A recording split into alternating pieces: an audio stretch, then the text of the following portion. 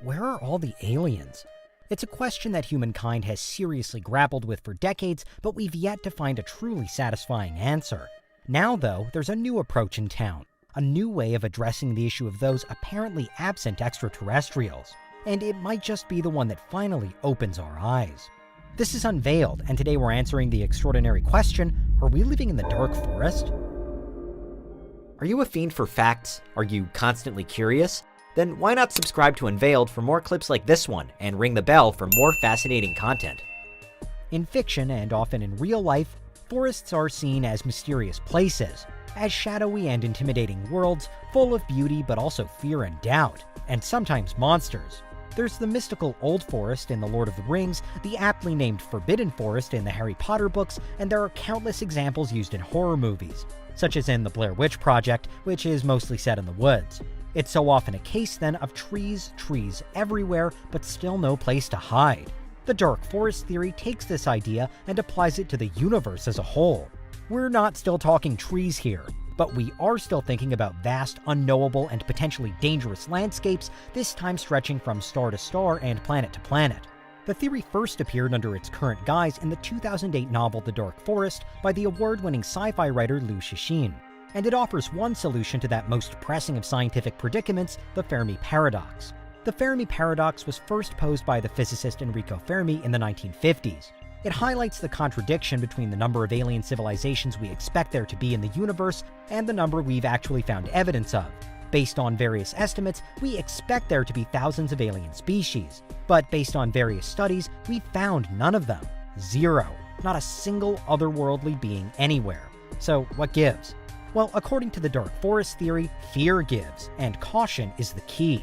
And whenever any advanced enough civilization moves through space, it does so slowly, and it's ready to defend itself at a moment's notice. Imagine again that you find yourself traveling through an unknown stretch of woodland. Imagine, if you like, that you're a hobbit walking past trees that legend says might be enchanted. You might feel exposed, or apprehensive, or ready to turn back around and head in the opposite direction. The dark forest theory suggests that this is similar to how intelligent enough extraterrestrials feel too. And that's why we've never heard or seen anything from them, because they simply don't want to make themselves known. They tread super carefully through space, shuffling through the leaves and branches of the cosmos, hoping never to attract the attention of anything else. In many ways, it goes against most stereotypical science fiction. The Hollywood storylines usually involve aliens that aren't exactly shy to reveal themselves. They come, they see, they capture and destroy everything in their path. But isn't all guns blazing mothership really the best way to go about conquering galaxies? Wouldn't the lights and sounds and signatures of something like that actually render you a sitting duck to anybody else looking in? The dark forest theory says that any alien civilization seriously hoping to survive doesn't want to be quite so loud. But that doesn't mean that the dark forest is safe. It certainly isn't. Mostly because of that other key aspect to it, survival. Survival at all costs. To exist in this universe, any alien civilization has to be prepared and able to swiftly eliminate any other civilization that they encounter. It's kill or be killed in this particular version of the cosmos. So while a dark forest civilization tries its best to avoid detection first of all, it's also ruthless, and it presumably carries instant, existence-ending superweapons too. Which, when you think about it, is a pretty frightening prospect. It means that any alien civilization that's clever enough to succeed in the dark forest, A, is invisible, and B, could kill us all at any time. Any time like now. Or now. Or now.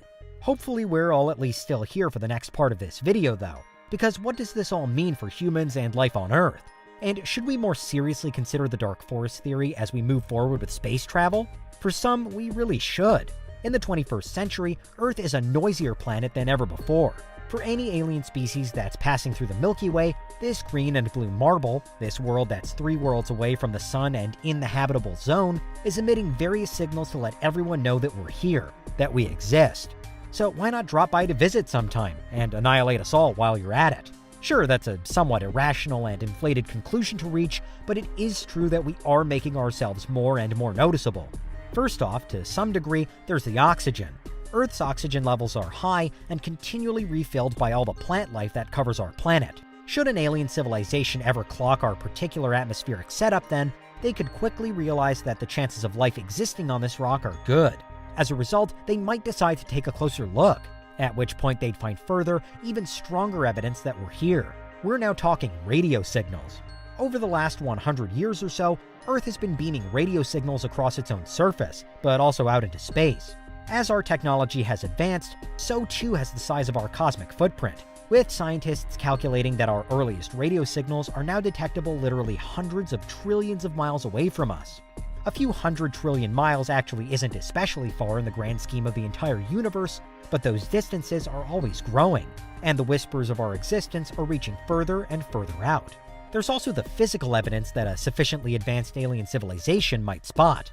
One scenario is that somewhere out there, there's an ultra powerful telescope zooming into our towns and cities, and even into our homes. The idea being that even our buildings and roads could give us away if anything is watching closely enough. Failing that, there's the growing fleet of satellites that now circle our planet, with around 3,000 of them at the last count. Or there are specific targeted space missions that we've set off, like the Voyager probes, which famously carry golden records containing various pieces of information for any alien species that might discover them. For aliens conforming to the Dark Forest universe, all of this information, all of the signs and signals, are priceless because they allow them to safely watch us from a distance without risking revealing their own selves. They remain hidden in the forest. They can proceed with caution, a key aspect of the Dark Forest theory, and they need only decide what to do with us if we ever get too close to discovering them. So if they really are intent on quickly destroying any civilization which poses a potential threat, it's really better to hope that we never discover alien life. Because if we do, we're dead. But let's finish with a slightly less gloomy outlook. Because it's not as though the Dark Forest theory is definitely correct, and there are plenty who go against it. Perhaps the strongest counterargument is that it doesn't allow for much by way of cooperation. In the Dark Forest universe, every single hypothesized alien species is solely out for itself, and is hell-bent on removing anything else from its path. But for that society to have become advanced enough to even attempt interstellar missions at all, it's a good bet that first it will have had to have learned the value of cooperation within itself. So why wouldn't it prefer to at least try to peacefully communicate with another species rather than just blasting it away by default? Perhaps the strangest thing is that the Dark Forest theory doesn't allow much time at all for first contact. It does provide one solution to the Fermi paradox, and it implies that there could be countless alien civilizations out there. It's just that they're all tentatively hiding away from each other, biding their time for the best moment to strike. But when it comes to actually crossing paths with and recognizing extraterrestrial species, the suggestion is that it would be all over before it had even begun. It's an idea which forces us to consider our own position and impact on the universe around us. Should we, the citizens of Earth, take more notice of the Dark Forest theory? Or could it be that we've already been spotted by some far-off group and we're doomed anyway? So in the meantime, why worry? Or is there yet another better solution to the Fermi paradox? One that doesn't require quite so much existential paranoia. What do you think? Is there anything we missed? Let us know in the comments, check out these other clips from Unveiled, and make sure you subscribe and ring the bell for our latest content.